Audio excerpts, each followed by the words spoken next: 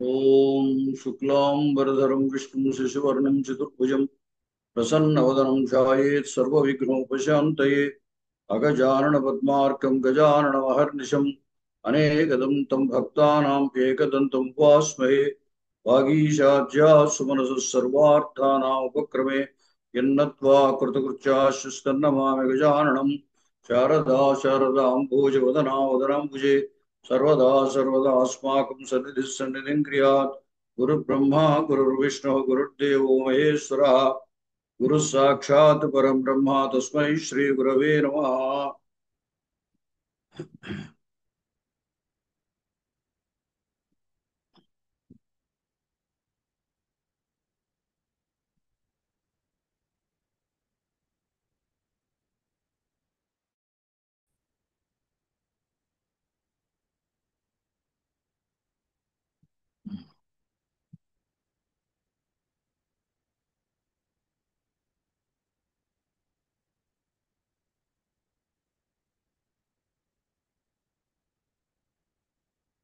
సరే,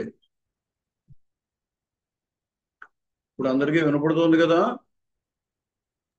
వినిపిస్తోంది గురువు గారు. చూడండి, క్లారిటీ కూడా ఉంది. మనసా చింతితం కార్యం వచసా న ప్రకాశయేత్ అన్యలక్షిత కార్యస్య యతః సిద్ధిర్న జాయతే. మనస్ స్క్రీన్ షేర్ అవ్వడం లేదండి. ఇంకా లోడ్ అవుతోంది. లక్షిత ఇంకా పద్యం కనిపించట్లేదు, శ్లోకం కనపట్లేదా? ఇంకా లోడ్ అవుతున్నట్టుంది. ఓకే, ఇప్పుడు వచ్చింది. వచ్చిందా? అవునండి, వచ్చింది గురువు గారు. సరే. మనసా చింతితం కార్యం వచసా న ప్రకాశయేత్ అన్యలక్షిత కార్యస్య యతః సిద్ధిర్న జాయతే. ఇది ఒక రాజనీతి దృష్టితోటి, లోక వ్యవహారంలో ఉండేటువంటి కొన్ని పరిస్థితుల దృష్టితోటి చెప్పినటువంటి శ్లోకం అన్నమాట. మనసా చింతితం కార్యం అంటే మనస్సులో మనం అనుకున్నటువంటి పని. మనస్సు చేత చింతితం ఆలోచింపబడినటువంటి కార్యం, పని. వచసా న ప్రకాశయేత్ మాటలలో బయటికి చెప్పకూడదు. వచసా న ప్రకాశయేత్ మాట చేత ప్రకటించకూడదు. ఎందువలన అంటే అన్యతః, ఎందువలన అంటే అన్యలక్షిత కార్యస్య సిద్ధి నజాయతే. అంటే ఇతరుల చేత గుర్తింపబడిన పని అయినట్టయితే అది సిద్ధి పొందదు. సిద్ధి నజాయతే అంటే దానికి ఫలితం కలగదు అని. ఇది ఏ ఉద్దేశంతో చెప్పారంటే, రాజనీతిలో రాజు చేసేటువంటి లేదా అతను తీసుకునేటువంటి చర్య ఇతరులకు తెలియకూడదు. అంటే శత్రువులకు తెలిసినట్టయితే వాళ్ళు ఆ పని జరగకుండా చూస్తారు. అంచేత ఇతరుల చేత గుర్తింపబడిన, అంటే ఇక్కడ శత్రువుల చేత లేదా ప్రత్యర్థుల చేత గుర్తింపబడిన కార్యము సిద్ధిని పొందదు. అందువల్ల మనసులో అనుకున్నటువంటి పనిని మాటలతో పైకి చెప్పకూడదు అని. మనసా చింతితం కార్యం, మనస్సు చేత ఆలోచింపబడినటువంటి పని, దానిని వచసా న ప్రకాశయేత్ మాటతో ప్రకటింపకూడదు. యతః ఎందువలననగా అన్యలక్షిత కార్యస్య ఇతరులచే, ఇక్కడ ఇతరులు అంటే శత్రువులను కానీ ప్రత్యర్థులను కానీ అర్థం అన్నమాట. ఇతరులు అంటే తనకు వ్యతిరేకంగా ఉండేటువంటి వాళ్ళు. వారి చేత గుర్తింపబడిన పని అంటే వాళ్ళకి తెలిసినట్లయితే సిద్ధి నజాయతే, దానికి ఫలితము కలుగదు అని అర్థం. అలాగే ఇంకొక శ్లోకము, యదశక్యం న తచ్చక్యం, తచ్చక్యం శక్యమేవ తత్, న జలే శకటం యాతి, నచ నౌర్గచ్చతి స్థలి. యదశక్యం న తత్ శక్యం అన్నమాట. తచ్చక్యం అన్నప్పుడు తత్ శక్యం, తచ్చక్యం అన్నమాట. యత్ అశక్యం అంటే శక్యము కానిది, అంటే చేయటానికి వీలు లేనిది. ఆ అశక్యమైన పని ఏదైతే ఉందో అది ఇప్పుడు కూడా నా తత్తు శక్యం, అశక్యమైంది శక్యము కాదు అని. యత్ అశక్యం నా తత్తు శక్యం, ఏదైతే అశక్యము అంటే చేయటానికి వీలు లేనటువంటిది ఏదైతే ఉందో తత్ అది నా శక్యం, చేయటానికి వీలు కాదు. అలాగే ఏదైతే చేయగలమో దానినే మనం చేయగలుగుతాం. తత్ శక్యం శక్యమేవ తత్ అంటే ఏదైతే మనము చేయడానికి సమర్థులము, అయితే మనం చేయడానికి శక్యమైంది ఏదైతే ఉందో ఆ పని శక్యమేవ తత్, అది మనకు శక్యమే అవుతుంది. అంటే మనం చేయగలిగిన దానిని చేయగలం, కానీ చేయలేనిది ఎప్పుడు కూడా చేయలేము. చేయలేనిదిగానే ఉంటుంది, చేయగలిగినది చేయగలిగినదిగా ఉంటుంది, దాన్ని మనం చేస్తాం. దానికి ఉదాహరణగా బండి నా జలే శకటం యాతి, బండి అది నీళ్లలో వెళ్ళదు. అలాగే నౌక నేల మీద వెళ్ళదు. నచ నౌర్ గచ్చతి స్థలి అంటే ఈ బండి అనేటువంటిది నేల మీద వెళ్ళేది, నేల మీద వెళ్ళడానికే దానికి శక్యమైన పని అన్నమాట. అది సమర్థమైనది, చేయగలిగినది. నీళ్లలో బండి వెళ్ళదు. నా జలే శక్యం శకటం యాతి. అలాగే నచ నౌహు గచ్చతి స్థలి, నేల మీద నౌక వెళ్ళదు. నచ నౌర్ గచ్చతి స్థలి. గురుగారండి, ఒక చిన్న సందేహం వచ్చిందండి. మా చెప్పమా. యత సఖ్యం నత్యం అన్నాడు కదా, నా తత్ సఖ్యమనా? తత్తు శక్యం, అదే శక్యం తత్ యత సఖ్యం నా తత్ సఖ్యం. అలాగే నా జలే శకటం యాతి నచ నౌ గచ్చతి అన్నారు కదా, నౌర్గచ్చతి అది ఎలా విడగొట్టారు? నౌకావా? నౌహు నౌహు గచ్చతి. నౌహ అంటే ఏంటండి? నౌహ అంటేనే మనం నౌక అని అర్థం. ఈ కానే నౌ దాని మీద కానేది ప్రత్యయము, అది ఔకారాంత శబ్దం. నౌహు నావో నావహ అని అవుతుంది. మనం గౌహు గావౌ గావహ అవుతుంది కదా, అలాగా నౌహు నావౌ నావహ చేత నౌహు గచ్చతి అని. ఇక్కడ ఛత్వాది సంధి అని అంటారు. శకారానికి చకారం వచ్చిందనమాట, తచ్చక్యం అన్నప్పుడు. అది తర్వాత ఈ అసలు శబ్దం తద్దు అంటే మీకు ఇంకా ఈ సంధులు అవి చెప్పలేదు కదా దీంట్లో. తద్దు శక్యం తద్దు దకారాన్ని శబ్దం కదా. దాని తర్వాత ఉన్న శక్యములో శకారానికి చకారం వస్తుంది. వచ్చాక మళ్ళీ ఈ దకారానికి సంధివశం చేత చకారం వస్తుంది, అప్పుడు తచ్చక్యం అవుతున్నాం.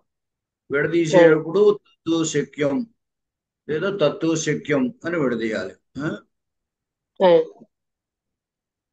తచ్చక్యం అంచేత శక్యమైన పని అంటే దాన్ని మనం చేయగలిగినటువంటిది అని అర్థం. చేయగలిగినటువంటిది ఎప్పుడు చేస్తాము, చెయ్యలేంది చెయ్యగలగడము అవదు అని. కొన్ని కొన్ని మనకి శక్యం కావు అంటాం, కొన్ని ప్రయత్నిస్తే శక్యమయ్యేవి ఉంటాయి, కొన్ని మనం ప్రయత్నం చేసినా శక్యం కాని ఉంటాయి. దానికి ఉదాహరణ ఇది చెప్పాడు. ఇప్పుడు బండి నేల మీదే వెళుతుంది, అది నీళ్లలో వెళ్ళటం సాధ్యం కాదు. అలాగే నౌక ఇప్పుడు నీళ్లలోనే వెళ్తుంది కానీ నేల మీద వెళ్ళడం దానికి సాధ్యం కాదు. అది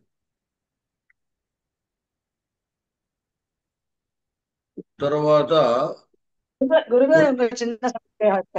గురుగారు ఏంటండి, చిన్న సందేహం ఇక్కడ. ఇప్పుడు మధ్య శ్లోకాల్లో కూడా మధ్య మధ్యలో నవ్వు అని వస్తుంది, అంటే అప్పుడు మనం శక్యం కానిది అని తీసుకోవాలా? నవ్వు అంటే శక్యం కాదని అర్థం కాదు. నవ్వు అంటే నౌక అని అర్థం.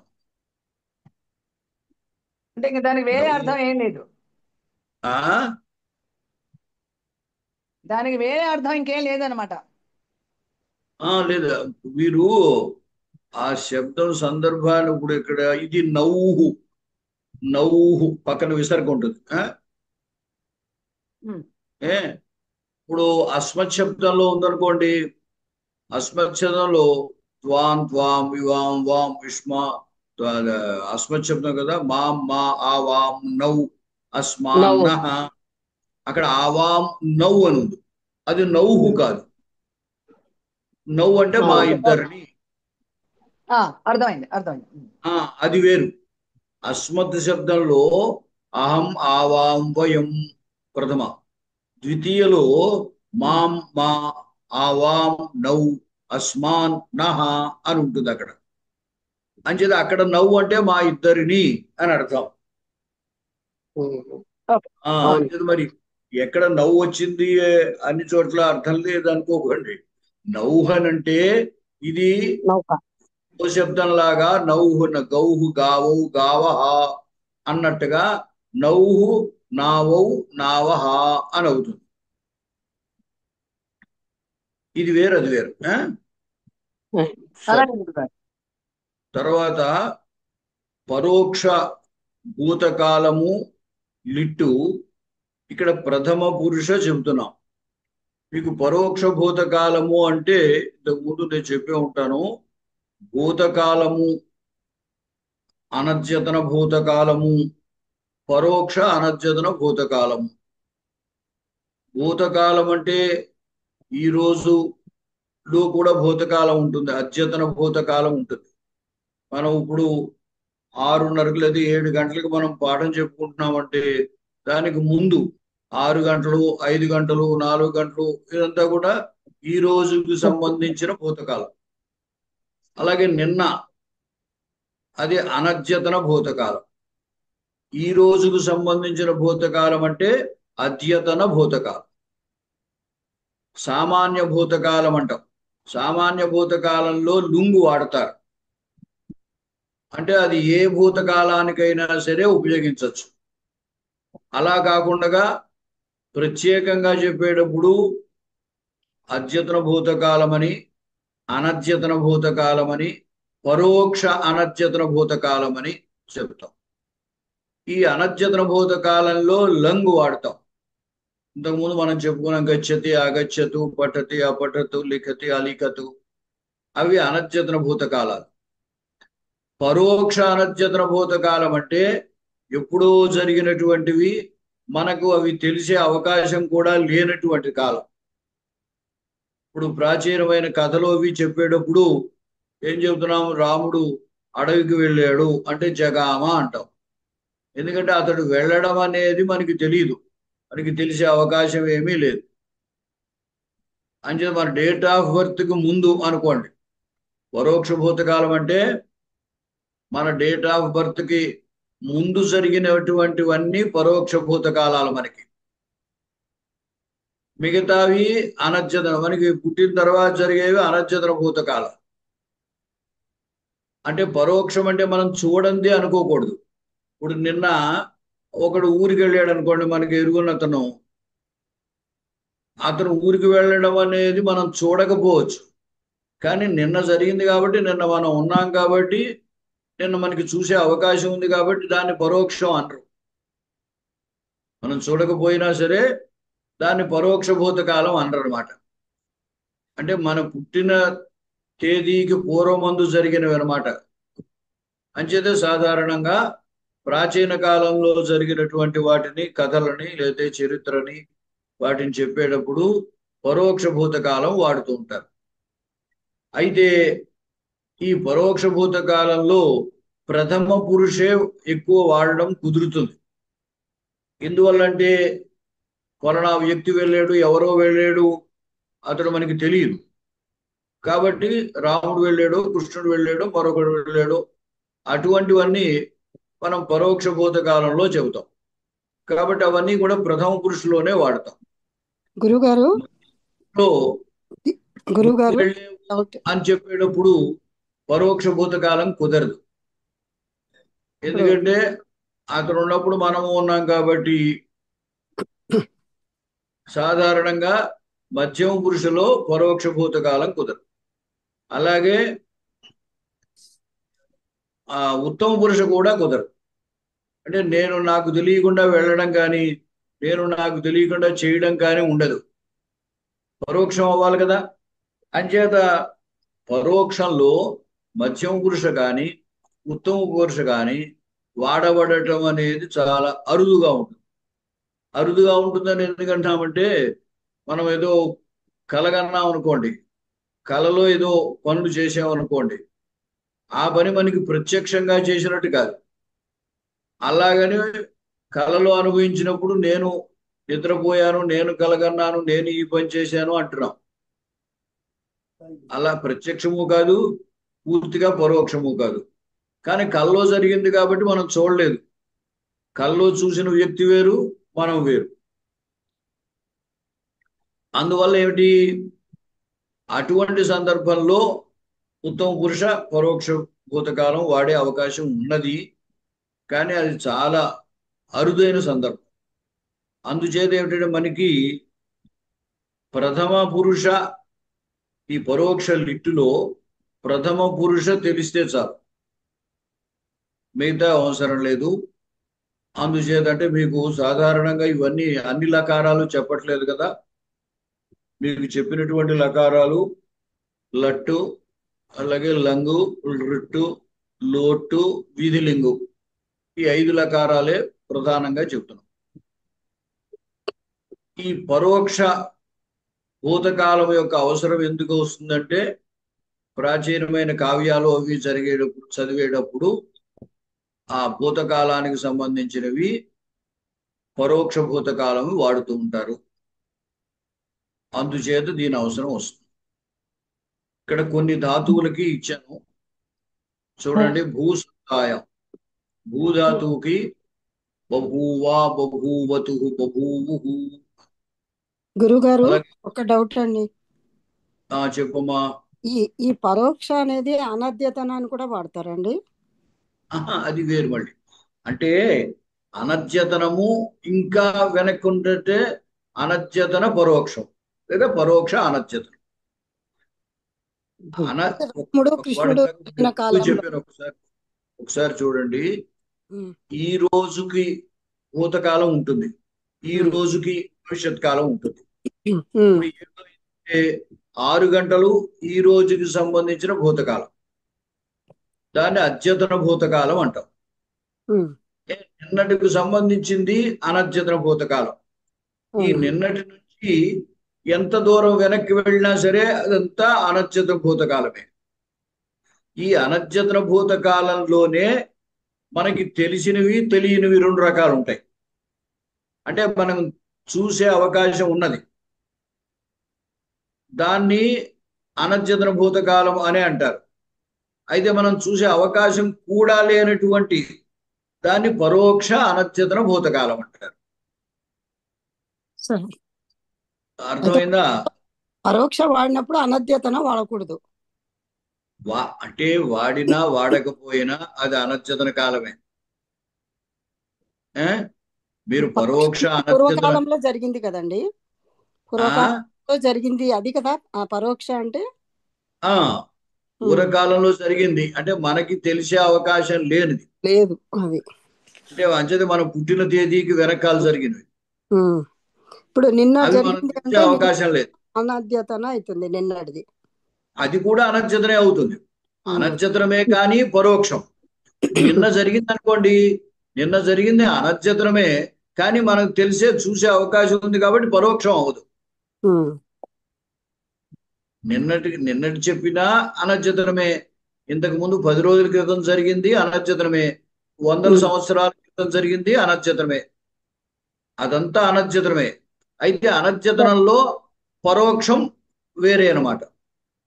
సార్ ఈ ఇల్లు మా ముత్తాత గారిది అని చెప్పినప్పుడు ఆ పరోక్ష అది మనకి భూతకాలం. మన ముత్తాత గారిని మనకు తెలిసే అవకాశం లేదు కాబట్టి పరోక్ష భూతకాలం వాడాలి. త్రిజటా స్వప్నం ఎలాగా పరోక్ష భూతకాలంలో చెప్పబడిందండి అప్పుడు? త్రిజటా స్వప్నమా ఆ, రామాయణంలో? అవునండి. అంటే ఇప్పుడు ఆ దాంట్లో క్రియాపదాలు చూడండి. క్రియాపదము లిట్టు వాడాలి పరోక్ష భూతకాలం. అయితే ఈ వీటిల్లో ఏం చేస్తారంటే ఆ ఆ కవి కథ చెబుతున్నాడు కదా, అవును. అవి కథ చెప్పేటప్పుడు సాధారణంగా ఏం చేస్తాడు, పరోక్ష లిట్టు వాడతారు, ఇంకొకటి లుంగు వాడతారు, భూతేలుంగు. ఆ భూతేలుంగు అనేది ఏ భూతకాలానికైనా సరే వాడచ్చు. అవును. భూతకాలాలు 3 కాబట్టి 3 భూతకాలాల్లోనూ కూడా లుంగు వాడచ్చు, లంగు వాడకూడదు. అది సరే.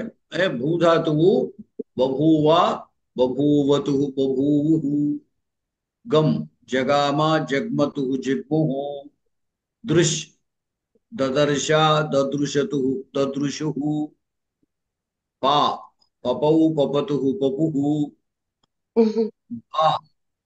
మీకు వీటి అర్థాలు మీకు తెలుసు కదా అని నేను ఇంక చెప్పట్లా.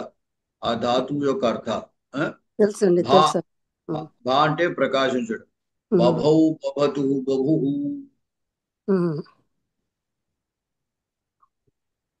యా వెళ్ళడం. యా ప్రాపణే వెళ్ళుట. యయౌ, యయతు, యయుః. శ్రుశ్రవణే.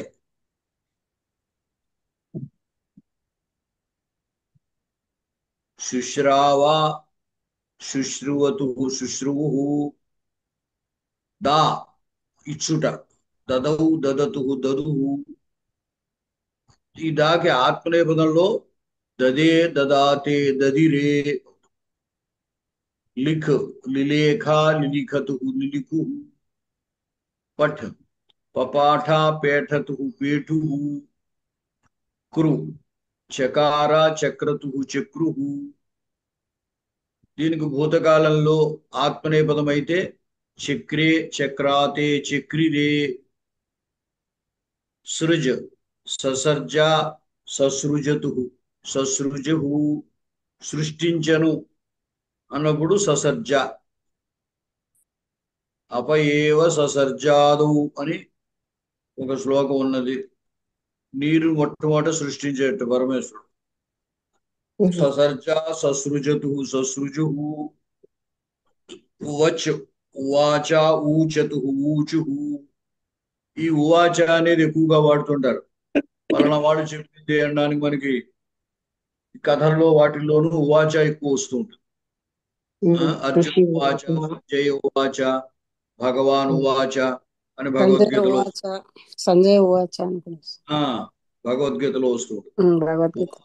ఊచతు, ఊచుః. భుజ్ బుభుజే, బుభుజాతే, బుభుజిరే. భుజ్ అంటే తినడం. చర్ చచారా, చేరతు, చేరుః. పత్ పపాత, పేతతు, పేతుః. ఈ ఇయాయా, ఇయతు, ఈయుః. వస్ ఉవాస, ఓషతు, ఊషుః. పుష్ ఉపోష, పుపుషతు, పుపుషుః. భృ బభార, బభ్రతు, బభ్రుః.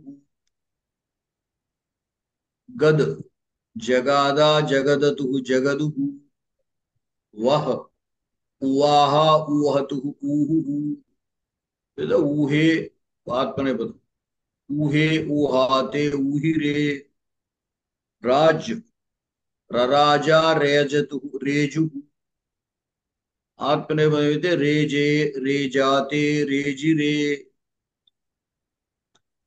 బభౌ బభతు బహు ఇది పైన చెప్పినట్టున్నాను బభౌ బభతు బహు ఉపతస్థే ఉపతస్థాతే ఉపతస్థిరే ఇది రఘువంశ శ్లోకంలో ఉన్నదిలేండి ఆదదే ఆ ఉపసర్గంతే దదే దదాతే దదిరే పైన చూపించాము ఆదదే ఆదదాతే ఆదదిరే అలాగే సంజహార సమ్ ఉపసర్గ జహారా జహ్రతు జహ్రుహు సంజహార సంజహ్రతు సంజహ్రుహు ఇలాగా ఇంకా ఇక్కడికి చిన్న చిన్న ఉన్నాయి దధౌ ధా గురుగారు ఉదాహరణ ఉపతస్థే పోషణి ఏమండి గురుగారు ఆ, ఇక్కడ తస్తేది ఏ ధాతువు గురుగారు? స్థా స్థా స్థా స్థా ధాతు స్థా ఆ, గతి నివృత్తం. ఆ. ఆ, స్థాగతి నివృత్తౌ తిష్టతి అంటే అంటాం కదా ఉపసర్గ వల్ల ఆత్మనేపది అయ్యిందా?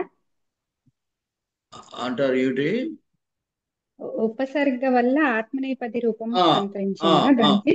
ఆ, ఉపసర్గ ఓకే. వల్ల ధాతువు యొక్క అర్థం మారిపోతూ ఉంటుంది సాధారణంగా మారుతుంది ఎక్కడైనా కొన్ని మారడం కూడా ఉంటూ ఉంటాయి సాధారణంగా మారుతుంది ఉపసర్గేణ ధాత్వర్థో బలాత్ అన్యత్ర నీయతే ఉపసర్గ చేత ధాతువు యొక్క అర్థము బలవంతముగా వేరొక దానికి లాక్కు వెళ్ళబడుతుంది అంటే అసలు ధాతువుకున్న అర్థము కాకుండా వేరొక అర్థాలు కూడా చెప్తారు ఉపసర్గేణ ధాత్వర్థ బలాత్ అన్యత్ర నీయతే దానికి గొప్ప ఉదాహరణ కూడా చెప్పారు దాంట్లో ప్రహారాహార సంహార సంహార విహార ఆ సంహార విహార ఆ ప్రహార ఆ అనేది హృ ఆ, ధాతువుతో.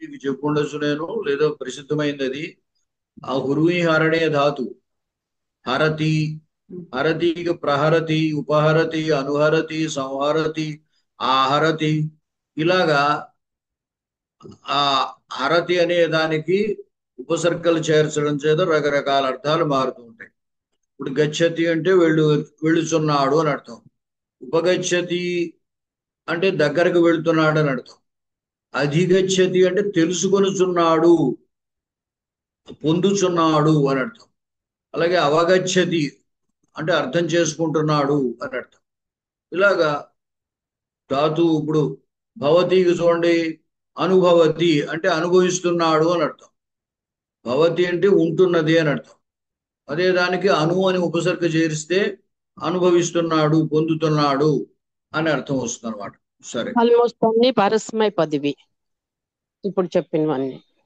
ఏటమ్మా ఇప్పుడు చెప్పినవన్నీ మాక్సిమం పరస్మైపది ధాతువులు వచ్చాయి. ఆత్మనేపథం కూడా వాడచ్చు దానికి ఏమి తేడా లేదు ఆ? ఉపసర్గ చేర్చినప్పుడు ఈ ఉపసర్గ దీనికి చేర్చాలి దానికి చేర్చాలనే నియమం ఏం లేదు ఏ ధాతువుకైనా ఉపసర్గ చేర్చచ్చు అవును. పరస్మైపదానికి చేర్చచ్చు ఆత్మనేపదానికి అవును. చేర్చచ్చు ఇప్పుడు ఇక్కడ ఉపతస్థే ఉపతస్థాతే ఉపతస్థిరే ఉంది అయితే ఇది అవును.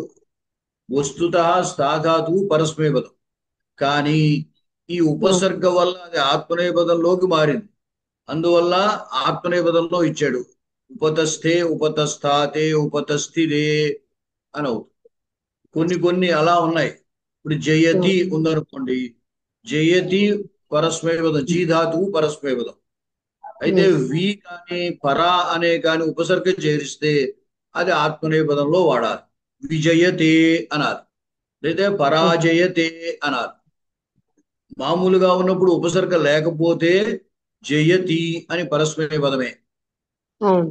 అలా వి కాని పరా కాని చేరిస్తే విజయతే పరాజయతే అని ఆత్మనేపదం వాడాలి ఇది అలాగే స్థాధాతువు తస్థౌ స్థాధాతువుకి భూతకాలము పరోక్ష భూతకాలం చెప్పాలంటే తస్థౌ అనాలి. అయితే ఉప అనే ఉపసర్గ బలం చేత దానివల్ల అది ఆత్మనేపథంలోకి మారింది. ఆత్మనేపథం అంటే ఉపతస్థే ఉపతస్థాతే ఉపతస్థిరే అవుతుంది. అలాగే దాధాతువుకి ఉభయ రెండు వాడచ్చు. ఆదదే దాధాతువుకి దదే అంటే ఇచ్చెను అని అర్థం. ఆదదే అంటే స్వీకరించాను అని అర్థం. గచ్చతి ఆగచ్చతి లాగా దదే అంటే ఇచ్చెను అని అర్థం. ఆదదే అంటే స్వీకరించెను అని అర్థం. ఇక్కడ ఆదదే దీన్ని బట్టి ఉపసర్గ చేర్చడం వల్ల పరస్మై ధాతువు మారుతుంది అనే కూడా కన్ఫర్మ్ రూల్ కాదు. కాదు కాదు కాదు కాదు అన్నిటికీ ఉండదు అలా. అన్నిటికీ ఉండదు. ప్రత్యేకము కొన్నిట్లోనే అలా ఉంది, అన్నిటికీ అలా ఉండదు. సరే, అది వేరే ప్రత్యేకం. ఆ వ్యాకరణ సూత్రాల వల్ల తెలుసుకోవాలి. అది ఇప్పుడు మనం ప్రయోగాల వల్ల తెలుసుకోవచ్చు. అలాగే ఆదదే ఆదదాతే ఆదదిరే. అలాగే సంజహార సంజహ్రతు సంజహు దధౌ దధతు దధు విడంబయామాస విడంబయామాసతు విడంబయామాసు. ఇక్కడ అవి ఏంటంటే కనపడట్లేదు ఈ కనపట్లేదా? స్క్రీన్ లో. విడంబయ వచ్చిందండి. విడంబయ విడంబయామా విడంబయామాస విడంబయామాసుతు విడంబయామాసు అంటే అలంకరించడము లేదా వ్యాపించడము అని అర్థంలో వాడతారు. ఒక్కటి ఏమిటంటే ఈ మిగతా ధాతువుల కంటే దీనికి ఈ అనేక అచ్చులు కలిగిన ధాతువులు అంటారు వీటిని. ముఖ్యంగా మనకి చురాదుల్లో పరోక్షలిట్ అన్నిటికీ కూడా ఇలాగ ఆస ఆసతు ఆసుహు అని కలపడమే. చురుధాతువు వర్తమానంలో చోరయతి అంటాం. ఆ చోరయతికి పరోక్ష భూతకాలం చెప్పాలంటే చోరయామాస అన. అలాగే కథధాతు ఉందనుకోండి, వర్తమానంలో కథయతి అంటాం, చెప్పుచున్నాడు. కానీ కథయామాస అంటాం. అంటే మిగతా చోట్ల డైరెక్ట్ గా ధాతువుకే దిత్వం వచ్చి, ఇప్పుడు పాధాతు అనుకోండి, పాధాతువుకే దిత్వం వచ్చి పపవు, దాధాతువుకి దిత్వం వచ్చి దధవు, లేదా హృధాతువుకి దిత్వం వచ్చి జహార, ఆ విధంగా అయింది. కానీ ఒక్క ఈ క్షురాది ధాతువులు నిజంత ధాతువులు అని కూడా అనుకోవచ్చు. ఈ నిజంత ధాతువుల దగ్గర ఏమిటంటే ఆ ధాతువుకి ద్విత్వం రావడం కాదు, ఆ ధాతువు మీద ఈ ఆశా కానీ బభూవాని కానీ చకారాన్ని కానీ చేరుస్తూ ఉంటారు. విడంబయామాస లేదా విడంబయాం బభూవ, విడంబయాం చక్రే, అట్లా ఉంటుంది అనమాట. అంటే మామూలుగా ఈ విడంబయ లేదా మీకు లంబ ఏమిటది చోరయ ఉందనుకోండి. చోరయాలో మామూలు పద్ధతి ప్రకారం అయితే ఈ చుర్రు అనే ధాతువుకి ద్విత్వం రావాలి. అలా రాదు అక్కడ. ఈ నిజంత ధాతువులన్నిటిలో కూడా ఆ చోరయాన తర్వాత ఏదో ఆమ్ అనే ప్రత్యయం వస్తుంది, దానికి ఈ ఆశ అనేది కలుపుతారు. అప్పుడు విడంబయామాస, చోరయామాస, కథయామాస, గణయామాస అని ప్రయోగిస్తారనమాట. లీలా కమల పత్రాణి గణయామాస పార్వతి అని కుమార సంభవంలో ప్రయోగం. గణయామాస లెక్కించను అని అర్థం. అంటే గండు ధాతువు కాబట్టి గండు జగన్, జగణవు అని కానీ జగణ అని కానీ అవదనమాట. ఆ గణయామాస, గణయా వరకు ఈ నిజంతమైన ధాతువు, చురాయి ధాతువులన్నీ కూడా అయాతో ఉంటాయి కదా. చోరయ, కథయ, గణయ అని ఉంటుంది. దానికి ఈ ఆమ్ అనే ఒక ప్రత్యయము, తర్వాత ఆశ అనేది కలుపుతారు. అంటే చోరయామాస, కథయామాస, గణయామాస. ఈ ఆశ అనేది ఏమిటి? అశ్ధాతువే. అశ్ధాతువుకే ఆశ ఆసతు ఆసుహు అవుతుంది. కాబట్టి విడంబయామాస విడంబయామాసతు విడంబయామాసు, గణయామాస గణయామాసతు గణయామాసు, కథయామాస కథయామాసు మాసతు. అది ఈ ఆస ఆసతు ఆసు అది గుర్తుపెట్టుకోవాలన్నమాట. లేదా కొన్నిట్లో చకార చక్రతు చక్రు అది కలుపుతారు. లేదా అది ఆత్మనేపదం అయితే చక్రే చక్రాతే చక్రిరే అది కలపచ్చు. భూధాతువుకి బభూవ బభూవతు బభూవు అది కూడా కలపచ్చు. ఈ మూడిటికి కురు భూ అస్ ఈ మూడిటికి పర్మిషన్ ఉందన్నమాట. అది వాడతారు ఆ మూడే, మిగతావన్నీ ఇలా కలపరు దీనికి. సరే, ప్రాప ప్రాపతు ప్రాపు గారు ఈ విడంబయామాస దీంట్లో ధాతు ఏంటి మహోదయ? అదే చెప్తున్నా, వి ఉపసర్గ లంబ లంబ లంబ డంబ అది అసలు ధాతువు లంబ. ఆ లబి అని కూడా ఉండొచ్చు. అంచేది ఈ లంబ అనే లకారం డకారంగా మారుతూ ఉంటాయి. విలంబనం అంటే మనం ఆలస్యం చేసేటంటే విలంబం చేసేడు అంటూ ఉంటాం. విలంబమా అది విలంబ సంవత్సరం కూడా ఉంది కదా, విలంబనం సంవత్సరం. విలంబనం అదే అంచేది వేళ్లాడ్డాన్ని కూడా విలంబనం అంటారు. లంబతే లంబతే అంచేత ఈ లంబయ అనేది అయా తోటి చురాధాతు అనమాట. దాని మీద ఈ ఆము ఆశ కలిపేది. లంబయామాస వి ఉపసర్గ విలంబయామాస. ఈ విలంబయామాస సాధారణంగా విలంబనం అంటే ఆలస్యం చేయడం అని అర్థం చెబుతాం. విడంబనం అంటే వ్యాపించడము, అలంకరించడము, ఇట్లాంటి అర్థాలు ఉంటాయి. తర్వాత ప్రాప ప్రాపతు ప్రాపు ఇది ఆపు ధాతు అనమాట. ప్రా అనేది ఉపసర్గ. అంచేత ఆప ఆపతు ఆపు. ఆప అంటే పొందెను, ప్రాప అనే కూడా పొందెను అనే చెప్తాం అర్థం. ప్రససాద ప్రసేదతు ప్రసేదు. ప్రా ఉపసర్గ సద్దు ధాతు అనమాట. సద్దు ధాతువుకి ససాద సేదతు సేదు. ప్రా ఉపసర్గ కలిపితే ప్రససాద ప్రసేదతు ప్రసేదు. ఈ సద్దు ధాతువుకి చాలా అర్థాలు ఉన్నాయి. సద్దులు విశరణగత్యవసాదనేషు అని శిథిలమవడము, గమనము, నశించడము ఇత్యాది అర్థాలు ఉన్నాయి. అయితే దీనికి ఉపసర్గలో అర్థాలు మారిపోతాయి. నిషీదతి, నిషీదతి అంటే కూర్చున్నాడు అని అర్థం. అలాగే ప్రసీదతి అంటే అనుగ్రహిస్తున్నాడు అని అర్థం. దానివల్ల అంటే ఉపసర్గ వల్ల అర్థం మారిపోయింది. అంచేత ఇక్కడ ప్రససాద అంటే అనుగ్రహించను అని అర్థం వస్తుంది అనమాట. మనం ప్రసాదం అనే శబ్దం వాడతాం కదా, దేవుడు గుళ్ళో ప్రసాదం పెట్టారంటాం. అంటే వస్తుత దాని అర్థం ఏమిటనమాట? ప్రసాదం అంటే దేవుని యొక్క అనుగ్రహము. మనం ఆ అనుగ్రహాన్ని పొందేము అనే అభిప్రాయంతో పూర్వకాలం దానికి ప్రసాదం అని పేరు పెట్టారు. అంటే దేవుడి అనుగ్రహం, ఆ అనుగ్రహాన్ని మనం స్వీకరించడం అని అభిప్రాయం. అంచేతే దేవుడి గుళ్ళోకి వెళ్ళొచ్చాక కాసేపు అక్కడ కూర్చోవాలని చెబుతుంటారు. అంటే కూర్చోవాలని ఎందుకు చెబుతారు? మనం ఎవరి దగ్గరికైనా వెళ్ళామనుకోండి, పెద్దవాళ్ళ దగ్గరికి, మన కోరిక ఏమిటో చెప్పాం, చెప్పిన తర్వాత వాళ్ళ యొక్క సమాధానం ఏమిటో తెలియాలి కదా. అంచేత కొంచెం సేపు వారి యొక్క ఆ దేవుని యొక్క అనుగ్రహం పొందడం కోసం కాసేపు అక్కడ కూర్చోవాలన్నమాట. అది ప్రససాద ప్రసేదతు ప్రసేదు. చుక్షుభే చుక్షుభాతే చుక్షుభిరే శుభ శుభ సంచలనే అని.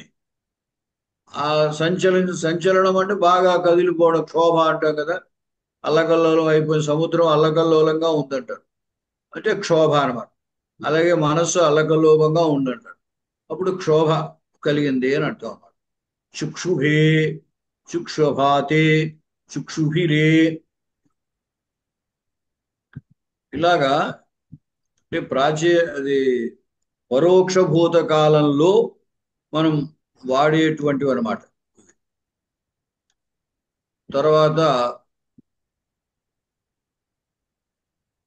మన కొన్ని విశేషమైన ధాతువులు కొన్ని చెప్పుకుంటున్నాం. అంటే ప్రత్యేకముగా వేరే గణంలో అన్నమాట. మనం ప్రాథమికంగా ద్వాదిగణము, దివాదిగణము, తుదాదిగణము, చురాదిగణము, ఆ 4 గణాల ధాతువులే ప్రధానంగా చెప్పుకున్నాము. మిగతావి కొన్ని ఎక్కువ ఉపయోగించేటువంటివి ఇతర గణాలకి సంబంధించిన ధాతువులు కొన్ని కొన్ని పరిచయం చేస్తున్నాం. ఇంతకుముందు జ్ఞాధాతువు, జానాతి, జ్ఞాధాతువు చెప్పాము ఇంతకు ముందు క్లాసులో. అలాగే అంతకుముందు ఇంకా ఏవో కృధాతు ఒకటి చెప్పాం. అలాగే గ్రహధాతు, గృహ్ణాతి ఒకటి చెప్పాం. అలాగే ఇది డుదాయి దానే ధాతు. ఇది జుహోత్యాదుల్లో ఉన్న ధాతువు, ఉభయపది. అంటే దీన్ని పరస్మయ పదంగాను వాడచ్చు, ఆత్మనేయ పదంగాను వాడచ్చు. మొదట పరస్మయ పదంలో లకారాలు, వర్తమాన కాలము, దదాతి, దత్తః, దదతి, దదాసి, దత్తః, దత్త, దదామి, దద్వః, దద్మః. మీరు గమనించండి, అక్కడ బహువచనంలో సాధారణంగా అంతి కనపడుతుంది మనకి. ఇంతకు ముందు చెప్పుకున్న వాటిల్లో పటధాతువుకి పఠంతి, అలాగే దివాదుల్లో దీవ్యంతి, తుదాదుల్లో తుదంతి, సురాదుల్లో చోరయంతి, అలా అంతి అనేది కనపడుతుంది. కానీ ఇక్కడ వేరుగా ఉంటుంది. ఇక్కడ లట్టులోనే ధాతువుకి ద్విత్వం వస్తుంది. ఇంతకు ముందు మనం పరోక్ష లిట్టులో ధాతువుకి ద్విత్వం చూసాం. అంటే జగామా, గమ్ము ధాతువుకి ద్విత్వం వచ్చి జగామా అవుతుంది. అలాగే ధాతువుకి దధవు అని, పాధాతువుకి పప్పవు అని, గురు ధాతువుకి బొబ్రే అని, లేదా బొబారా అని, ఈ విధంగా లిట్టులో ద్విత్వం వస్తుంది. ఈ జుహోత్యాదుల్లో విశేషం ఏంటంటే లట్టులోనే ధాతువుకి ద్విత్వం వస్తుంది. అలాగే మధ్యలో వికరణ ప్రత్యయం ఇక్కడ కూడా కనపడదు. ఈ వికరణ ప్రత్యయం కనపడకపోవడం అనేది అదాదుల్లో ఉంటుంది. రెండవ గణం అదాదుల్లో అదుధాతువుకి తీ చేస్తే అత్తి, అలాగే ఆ హన్ను ధాతువుకి తీ చేస్తే హంతి, అస్సు ధాతువుకి తీ చేస్తే అస్థి. మధ్యలో ఆ అనేది కానీ ఇంక ఏ వికరణ ప్రత్యయం అక్కడ ఉండదు, కనపడదు. కనపడదంటే లోపిస్తుంది అనమాట, అంచేది కనపడదు అంటున్నా. ఈ జుహోత్యాదుల్లో విశేషం ఏంటంటే ఆ వికరణ ప్రత్యయము కనపడదు, అదనంగా ధాతువుకి ద్విత్వం కూడా వస్తుంది ఇట్లో. అంచేతే దాధాతువుకి తీ ప్రత్యయం చేస్తే దాధాతువుకి ద్విత్వం రావడం వల్ల దదాతి అని. దీనికి బహువచనంలో దదతి, అంతి కనపడదు. దదాతి, దత్తః, దదతి, ఇవన్నీ ఎలా తయారయ్యాయి అనేది మీకు అవసరం లేదు. కేవలం ఆ రూపములు ఇట్లా ఉంటాయి అని, విశేషమైన ధాతువుల్లో ఇలా రూపం ఇలా ఉంటుంది అని తెలుసుకోండి అంతే. దదాతి, దత్తః, దదతి, దదాసి, దత్తః, దత్త, దదామి, దద్వః, దద్మః. వర్తమాన కాలము, తర్వాత లంగ్ భూతకాలము. ద్విత్వం అంటే ఒక అక్షరం కింద ఒకటే రావాలి అని, అదే కాకుండా ఇలాగ డబ్లింగ్ జరగడానికి కూడా ద్విత్వం అని అంటారండి. అంటే అంతే అంతే ద్విత్వం అని అంటారు.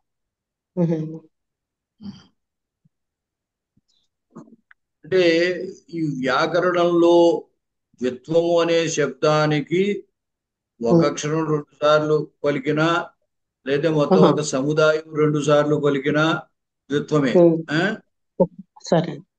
అయితే అక్కడ ధాతువుకి ద్విత్వం అని అనడం వల్ల సముదాయ ధాతువులో అచ్చు, హల్లు కూడా ఉంటాయి. అంచేత ఆ సముదాయానికే ద్విత్వం అనమాట అక్కడ.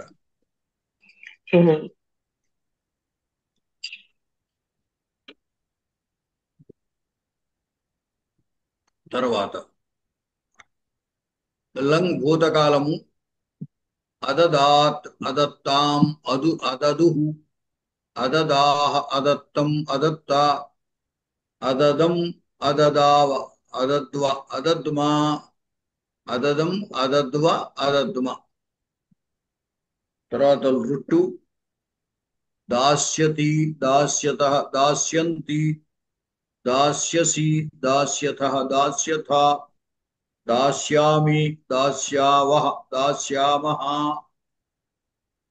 లోట్ దదాతు దత్తాత్ దత్తాం దదతు దేహి దత్తాత్ దత్తం దత్త దదాని దదావ దదామా.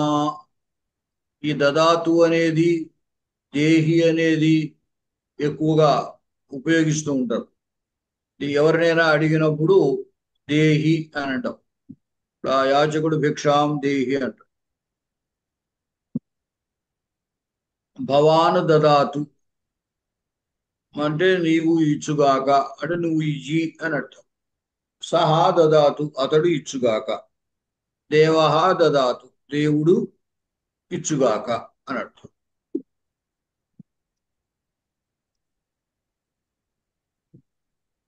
తర్వాత లింగు విధ్యర్థకమైన లింగు. దద్యాత్ దద్యాతాం దద్యుః దద్యాః దద్యాతం దద్యాత దద్యాం దద్యావ దద్యామా. దాధాతువు విధిలింగం అన్నమాట. దద్యాత్ ఇవ్వవలెను, దద్యాతాం దద్యుః బహువచనంలో ఇవ్వవలను అని అర్థం. దద్యాః దద్యాతం దద్యాత దద్యాం ఎక్కడైనా నేను ఇవ్వవలసి ఉంది, నేను చేయవలసి ఉంది అని అనుకుంటాం. అప్పుడు దద్యాం అనమాట.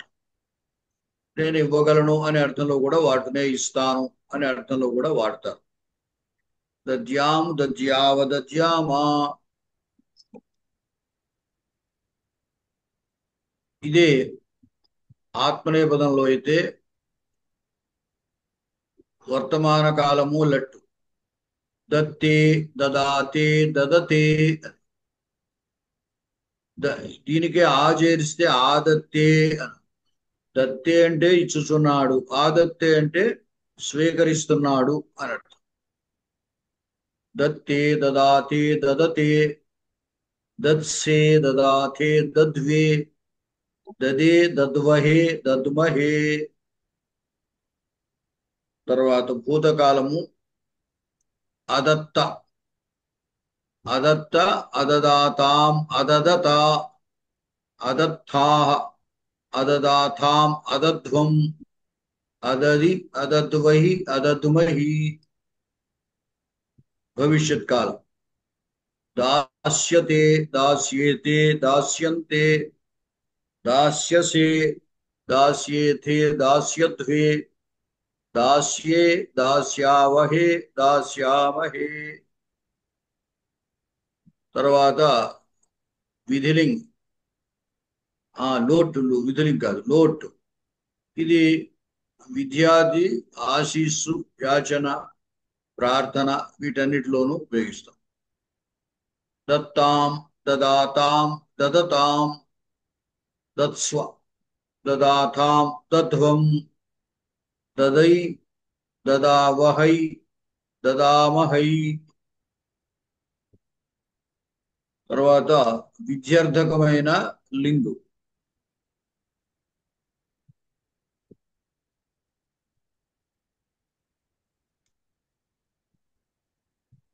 దదీత దదీయాతాం దదీరన్ దదీథాః దదీయాథాం దదీధ్వం దదీయ దదీవహి దదీమహి.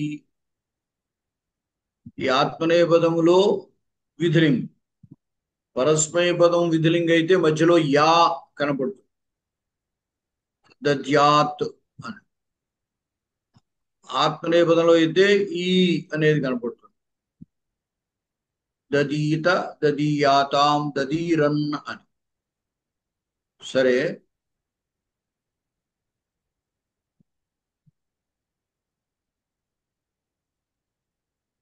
ఏమండి ఉమాసుందరి గారు? మహోదయ చెప్పండి మహోదయ. ఉమాసుందరి గారు, మీరెవరు? మీ ముఖము చూపించండి ఒకసారి.